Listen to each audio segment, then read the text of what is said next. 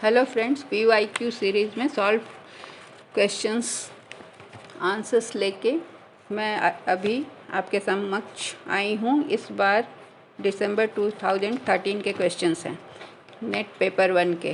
पहला क्वेश्चन है, which is the main objective of research. Research का मेन ऑब्जेक्टिव क्या है?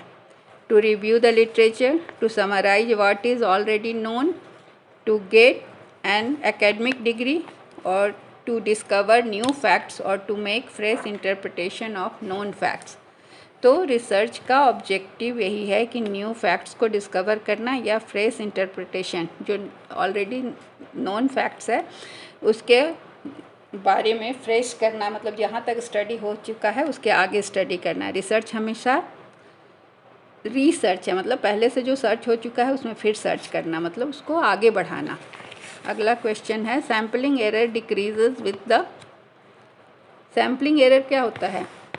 सैम्पलिंग एरर होता है जब हम सैम्पल्स को चुनते हैं तो कम सैम्पल, जब डिक्रीज इन सैम्पल साइज होगा तो कम सैम्पल में हमारा जो ये है असेसमेंट वो गलत हो सकता है। ज़्यादा सैम्पल, बड़ा सैम्पल साइज होगा तो हमारा असेसमेंट सैम्पलिंग एरर कम होगा। इसलिए इसका आंसर होगा process of randomisation and process of analysis. तो इसका आंसर होगा इंक्रीज इन सैम्पल साइज। ज़्यादा सैम्पल साइज बढ़ाएंगे तो उस सही रिजल्ट आने की संभावना बढ़ेगी, क्योंकि सैम्पल वैसे लोग होते हैं जिसमें हर के चुने जाने की संभावना होती है, तो सही रिप्रेजेंटेशन होता है, ज़्यादा सैम्पल साइज बड़ा होता है। तो तीसरा है, the principle of fundamental research are used in action research, applied research, philosophical research and historical research. तो अप्लाइड रिसर्च में फंडामेंटल रिसर्च यूज होता है, उसके सिद्धांतों का प्रयोग होता है। Users who use media for their own ends are identified as.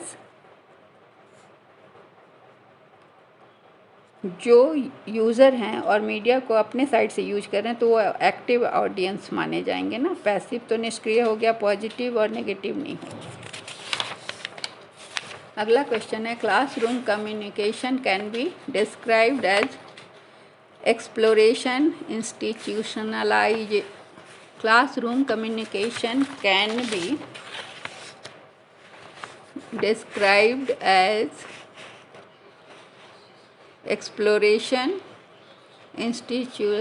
Institutionalisation, unsignified narration या डिस्कोर्स। तो क्लासरूम में कम्युनिकेशन क्या होता है? लेक्चर होता है, तो इसको हम डिस्कोर्स कहेंगे। Ideological codes shapes our collective. Ideological code shapes our collective. इसका आंसर क्या होगा? Productions, perceptions, consumptions and creations.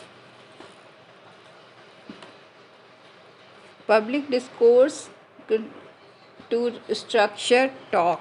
Perception क्या होता है? दृष्टिकोण। तो कलेक्टिव परसेप्शन को बताता है। आइडियोलॉजिकल कोड्स क्या है? तो हमारे परसेप्शंस को बताता है, बनाता है, शेप करता है। The first in communication, myths have power but are uncultured, insignificant, imprecise और अनप्रेफर्ड। मिथ क्या होता है? रहस्य कल्पित होता है मिथ। तो इम्प्रेसाइज मतलब है पावर, बट आर वो क्या होते हैं? अनिश्चित होते हैं, क्योंकि वो कल्पित होते हैं इसलिए अनिश्चित होते हैं। अगला क्वेश्चन है, the first multilingual news agency of India was Samachar, API, Hindustan Samachar, Samachar Bharati. तो हिंदुस्तान समाचार था multilingual news agency of India, पहला। Organisational communication can also be equated with intrapersonal, intrapersonal communication, interpersonal communication, group communication और mass communication.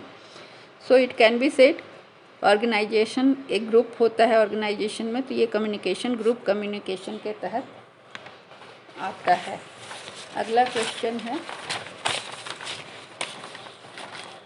The initial effort for internet-based communication was for commercial communication, military purpose, personal interaction, political campaign. पहला जो effort था internet based communication का, उसका purpose था कौन सा? Military purpose था। उस समय कम्युनिकेशन मिलिट्री पर्पस के लिए था। बाद में ये फिर कमर्शियल और पर्सनल सारा कुछ आया। सबसे पहले ये मिलिट्री पर्पस के लिए था। अगला क्वेश्चन है internet communication with in institution is done through. एक इंस्टीट्यूशन में किसके द्वारा होता है? एक इंस्टीट्यूशन में लैन, जिसको लोकल एरिया नेटवर्क कहते हैं। वैन वाइड एरिया नेटवर्क हुआ, EBB हुआ एनकोडर, ब्रेकआउट बोर्ड, और MMS हुआ मल्टीमीडिया मैसेज। तो हम लोकल एरिया नेटवर्क से कनेक्ट होते हैं एक इंस्टीट्यूशन के अंदर का कम्युनिकेशन को। Virtual reality provides sharp pictures, individual audio, participatory experience and purview of new films. Virtual reality में क्या होता है कि हमें लगता है कि हम उसमें पार्टिसिपेट कर रहे हैं, सिमिलर टू रियल। तो इसलिए वर्चुअल क्या है? सिमिलर टू रियल, इसलिए पार्टिसिपेटरी एक्सपीरियंस लगता है हम भी उसके एक पार्ट हैं। अगला क्वेश्चन है the first virtual university of India came up in. पहला वर्चुअल यूनिवर्सिटी इंडिया में कहाँ आया था सबसे पहले? इसका आंसर है Tamil Nadu. 14 question which of the following is a social network. इसमें से कौन सा सोशल नेटवर्क है? Amazon.com, eBay, gmail.com या ट्विटर? तो सोशल नेटवर्क है ट्विटर, जहाँ पर सब लोग अपना पोस्ट करते हैं। The population information is called parameter. Population के बारे में जब भी हम स्टडी करते हैं उसे पैरामीटर कहते हैं। While the corresponding information sample information is known as, उसको हम स्टैटिस्टिक्स कहते हैं। ये क्वेश्चन पहले भी आ चुका है, तो इसका आंसर होगा स्टैटिस्टिक्स। सैम्पल का इंफॉर्मेशन स्टैटिस्टिक्स, और पॉपुलेशन का क्या होता है? पॉपुलेशन बड़ा होता है, सैम्पल उसमें से हम निकालते हैं, तो वो स्टैटिस्टिक्स हो जाता है। और पूरा पॉपुलेशन को जब हम स्टडी करते हैं तो वो पैरामीटर कहलाता है। While delivering lecture, if there is some disturbance in the class, a teacher should क्या करना चाहिए? टीचर को हमेशा पॉजिटिव स्टेप लेना है, इसलिए keep quiet for a while then continue नहीं, पनिश दोज कॉजिंग डिस्टर्बेंस बिल्कुल नहीं, motivate to teach those causing disturbance, और अगला है not bother what is happening in the class. तो टीचर को मोटिवेट करना है हर हाल में, तो इसका आंसर होगा motivate to teach those causing disturbance. अगला है effective teaching is a function of teacher satisfaction, teacher's honesty and commitment, teacher's making students learn and understand, teachers liking for professional excellence. Student के भलाई में जो भी काम होगा, हमेशा टीचर से रिलेटेड जो भी क्वेश्चन आएगा उसका आंसर यही होगा। तो teachers making students learn and understand. The most appropriate meaning of learning is, learning क्या है? Acquisition of skill, modification of behaviour, personal adjustment, inculcation of knowledge. तो लर्निंग का सबसे इम्पॉर्टेंट और अप्रोप्रिएट मीनिंग है modification of behaviour. Learning is modification of behaviour. अगला question है arrange the following teaching process in order. पहला, relate the present knowledge with previous one, evaluation, reteaching, formulating instructional objectives, presentation of instructional material. तो इसका answer है, पहले क्या करते हैं कि प्रेजेंटेशन ऑफ इंस्ट्रक्शनल मटेरियल, उसके बाद क्या करते हैं रिलेट द, पहले इंस्ट्रक्शनल मटेरियल लेके गए, लेसन प्लान, चॉक, डस्टर, सारा चीज़। उसके बाद relate the present knowledge with the previous knowledge, इसका आंसर डी होगा। इसलिए फिर क्या है, फिर हम पहले है, पहला सबसे पहले पढ़ाने के पहले टीचर क्या करता है, इंस्ट्रक्शनल ऑब्जेक्टिव बनाते हैं कि क्या पढ़ाना है और क्लास से इस क्लास में उन्हें क्या करना है।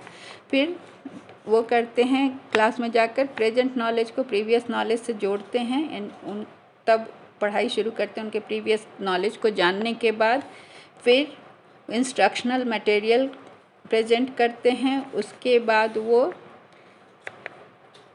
इवैल्यूएशन करते हैं, पढ़ाने के बाद इवैल्यूएशन करते हैं, उसके बाद फिर देखते हैं कहाँ पर कमी है, फिर उसका रीटीचिंग करते हैं। तो इसका आंसर होगा D. CIET stands for Center for Integrated Education and Technology, Central Institute for Engineering and Technology, Central Institute for Education Technology, Center for Integrated Evaluation Techniques। तो इसका फुल फॉर्म होगा CIET का central institute for educational technology. Teacher's role at higher education level is to, ये भी question बहुत बार आया है। Teacher's role at higher level of education is to provide information to students, promote self learning in students, encourage healthy competition among students, help students to solve their problems. यहाँ पर higher level of students, जब higher education level में students में self learning promote करना teacher का role होता है। अगला क्वेश्चन है, in sampling the lottery method is used for. Lottery method में क्या होता है कि सारे स्टूडेंट्स का, अगर मान लीजिए कि 40 स्टूडेंट हैं, उसमें से 5 स्टूडेंट चुनना है, तो लॉटरी मेथड में हम सबके नाम लिखकर एक बाउल में रख देते हैं और उसमें से 5 चिट निकाल लेते हैं। तो इसमें बायसनेस नहीं होता, हर स्टूडेंट के नाम के आने की बराबर संभावना होती है। तो इस मेथड क्यों यूज होता है? इंटरप्रिटेशन के लिए नहीं, थियोराइजेशन के लिए नहीं, कॉन्सेप्चुअलाइजेशन के लिए नहीं, बल्कि रैंडमाइजेशन के लिए, कि सिलेक्शन जो हो वो रैंडम सिलेक्शन हो, तो उसमें बायसनेस नहीं। अगला क्वेश्चन है, the verstehen school of understanding was popularised by. ये verstehen school of understanding German social scientist के द्वारा पॉपुलराइज किया गया था। तो इस तरह से ये क्वेश्चन सारे ख़त्म हुए। Thank you.